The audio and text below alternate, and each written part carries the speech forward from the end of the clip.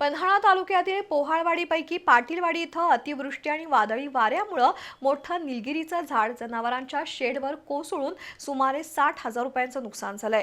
या दुर्घटनेत 4 ते 5 शेळी आणि एक गाय जखमी झाली असून सुदैवानं कोणतीही जीवितहानी झाली नाही। घटनेची माहिती मिळताच पंचायत समिती सदस्य दत्तात्रय खोत यांनी घटनास्थळी भेट देत नुकसानीची पाहणी केली। पन्हाळा तालुक्यात गेल्या काही दिवसांपासून सुरू असलेल्या मुसळधार पाऊस आणि वादळी वाऱ्याचा फटका पोहाळवाडीपैकी पाटीलवाडी इथल्या हौसाबाई वसंत पाटील यांच्या कुटुंबाला बसला। वादळी वाऱ्यामुळे परिसरातील निलगिरीचं झाड त्यांच्या जनावरांच्या शेडवर कोसळल्यानं शेडचे पत्रे, लोखंडी अँगल आणि इतर साहित्याचं मोठं नुकसान झालंय। या घटनेत 4 ते 5 शेळ्या तसंच एक गाय जखमी झाली असून अंदाजे 60,000 रुपयांचं आर्थिक नुकसान झाल्याचा प्राथमिक अंदाज आहे। सुदैवानं या दुर्घटनेत कोणतीही जीवितहानी झाली नाही।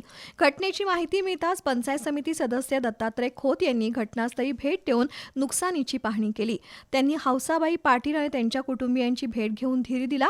हे कुटुंब आर्थिकदृष्ट्या दुर्बल असून नैसर्गिक आपत्तीमुळे त्यांच्यावर मोठं संकट कोसळल्याचं त्यांनी सांगितलं। शासनानं तातडीनं पंचनामा करून त्या कुटुंबाला आर्थिक मदत द्यावी अशी मागणी दत्तात्रय खोत यांनी केली।